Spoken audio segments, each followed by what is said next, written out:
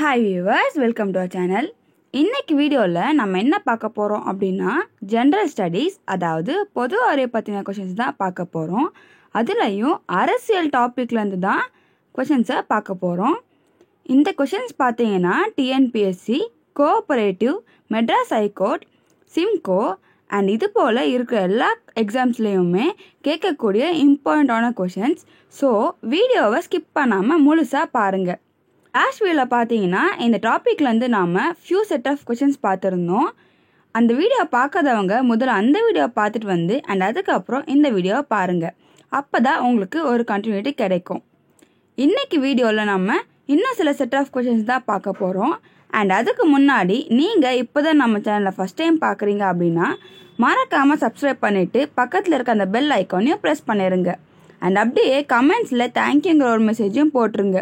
ஏன்னா நீங்கள் போடுற அந்த ஒரு தேங்க்யூ மெசேஜ் எங்களுக்கு இது போல் இன்னும் நிறைய வீடியோஸ் க்ரியேட் பண்ண ஒரு மோட்டிவேஷனாக இருக்கும்னு நாங்கள் நம்புகிறோம். சரி வாங்க வியூவர்ஸ், கொஷின்ஸை பார்க்கலாம். 71வது கேள்வி பார்த்தீங்கன்னா நம் தேசிய மலர் எது? இதுக்கான விடை தாமரை. 1950ஆம் ஆண்டு. ஸோ அந்த ஆண்டு தான் அறிவிக்கப்பட்டது. 72வது கேள்வி நம் தேசிய நதி எது? இதுக்கான பதில் கங்கை. 2008ஆம் ஆண்டு. 73வது கேள்வி தேசிய கனி எது? இதுக்கான விடை மாம்பழம். 1950ஆம் ஆண்டு. விட்டமின் ஏ, சி, டி அதிகம் உள்ளது.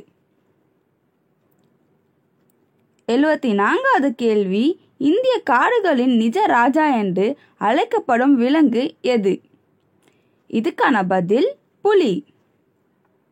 75வது கேள்வி நம் நாட்டின் தேசிய கொடியின் நீளம் மற்றும் அகலம் உயரம் என்ன?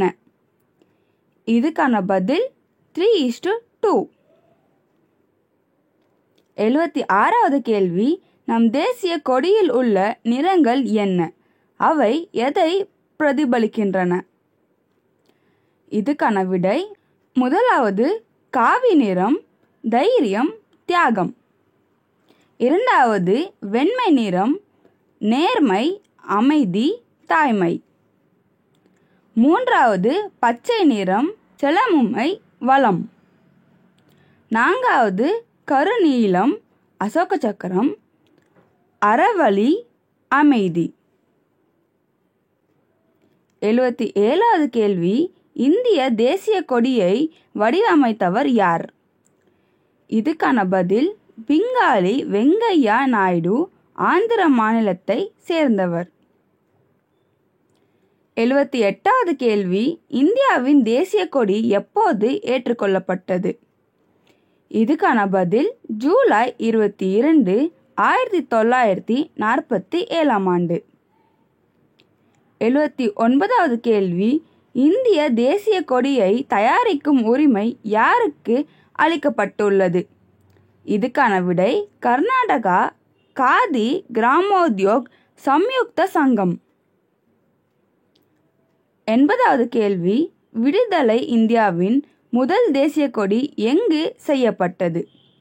இதுக்கான விடை தமிழ்நாட்டில் உள்ள குடியாத்தம், வேலூர் மாவட்டம்.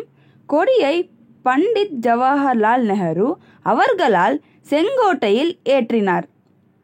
எந்த நாளுன்னு பார்த்தீங்கன்னா 15ஆம் தேதி 8வது மாதம் 1947ஆம் ஆண்டு. 81வது கேள்வி இந்தியாவின் முதல் தேசிய கொடி தற்போது எங்கு உள்ளது?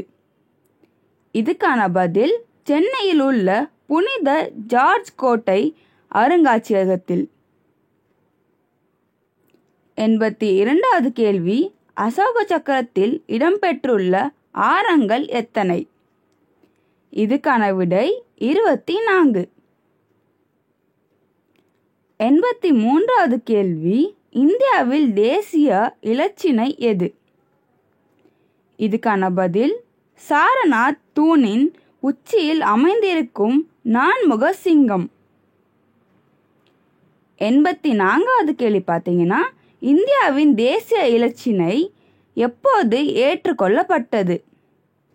இதுக்கான விடை ஜனவரி 2, 1950 ஆண்டு. 85வது கேள்வி, இந்தியாவில் இலச்சினை இடம்பெற்றுள்ள வாசகங்கள் என்ன? இதுக்கான விடை சத்தியமேவ ஜெயத்தே.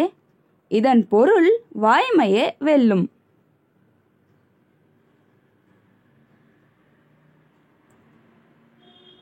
86வது கேள்வி பார்த்தீங்கன்னா, இந்தியாவின் இலச்சினை இடம்பெற்றுள்ள விலங்குகள் எவை? இதுக்கான விடை சிங்கம், யானை, குதிரை, காளை. இவ்வுருவங்களுக்கு இடையே தர்ம சக்கரம் இடம்பெற்றுள்ளது. 87வது கேள்வி, இந்தியாவின் தேசிய கீதம் எது? இதுக்கான விடை ஜனகணமன. இது இந்தியாவின் இறையாண்மை மற்றும் ஒருமைப்பாட்டிற்கு அடையாள சின்னமாக விளங்குகிறது. 88வது கேள்வி பார்த்தீங்கன்னா, இந்தியாவின் தேசிய கீதத்தை எழுதியவர் யார்? இதுக்கான விடை ரவீந்திரநாத் தாகூர். வங்க மொழியில் எழுதப்பட்டது. 89வது கேள்வி, தேசிய கீதம் எப்போது ஏற்றுக்கொள்ளப்பட்டது? இதுக்கான விடை ஜனவரி 24, 1950 ஆண்டு. 90வது கேள்வி, தேசிய கீதம் முதலாக எங்கு பாடப்பட்டது? இதுக்கான விடை டிசம்பர் 27, 1911 ஆண்டு. இந்திய தேசிய காங்கிரஸ் மாநாடு கல்கத்தா. 91வது கேள்வி, தேசிய கீதம் பாடப்பட்ட காலம் அளவு எவ்வளவு? இதுக்கான விடை 52 வினாடிகள்.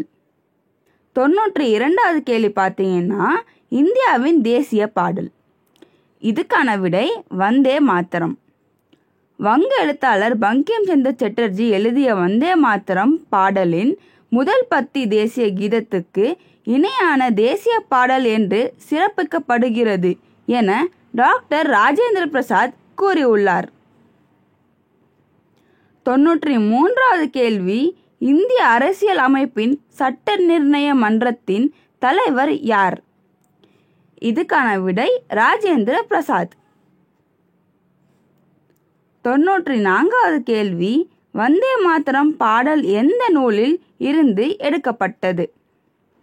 இதுக்கான பதில் ஆனந்த மடம். 95வது கேள்வி, இந்தியாவின் தேசிய உறுதிமொழி என்ன? இதுக்கான விடை இந்தியா எனது தாய்நாடு. 96வது கேள்வி பார்த்தீங்கன்னா, இந்தியாவின் தேசிய உறுதிமொழி எழுதியவர் யார்? இதுக்கான பதில் பிதிமாரி வெங்கட சுப்பாராவ். தெலுங்கில் எழுதினார். 97வது கேள்வி, இந்தியாவின் தேசிய நுண்ணுயிரி எது? இதுக்கான விடை பாலை தயிராக மாற்றும் லாக்டோபெசிலஸ் டெலோபுருக்கி என்ற நுண்ணுயிரி. ஆண்டு 2012. 98வது கேள்வி பார்த்தீங்கன்னா, இந்திய நாணயத்தின் குறியீடு என்ன? இதுக்கான விடை பார்த்தீங்கன்னா INR.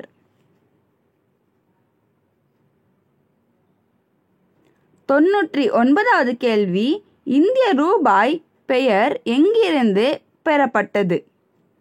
இதுக்கான பதில் 10ஆம் நூற்றாண்டின் மன்னர் ஷெர்ஷா சூரி வெளியிட்ட வெள்ளி நாணயத்திற்கு ருபியா என்று பெயர். அதுவே ரூபாய் என்று அழைக்கப்படுகிறது. 100வது கேள்வி பார்த்தீங்கன்னா, இந்திய நாணயத்தின் குறியீட்டை உருவாக்கியவர் யார்? இதுக்கான பதில் டி. உதயகுமார். தமிழ்நாட்டை சேர்ந்தவர். ஆண்டு 2010.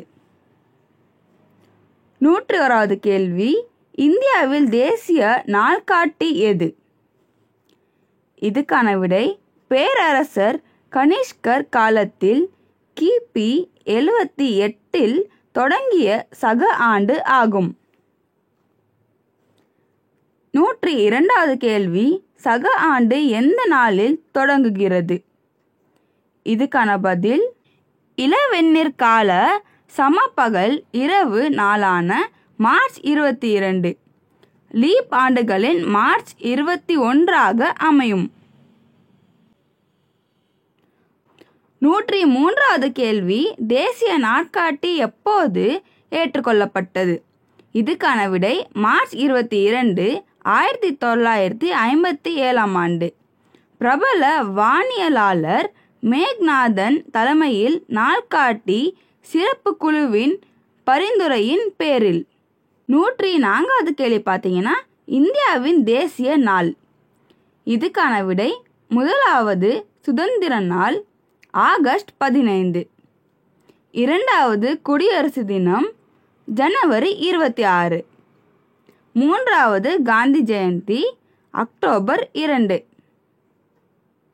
105வது கேள்வி, இந்திய சுதந்திர தினத்தில் ஆடுவோமே பல்லு பாடுவோமே ஆனந்த சுதந்திரம் அடைந்து விட்டோம் என்று ஆடுவோமே என்ற பாடலை அகில இந்திய வானொலியில் பாடியவர் யார்?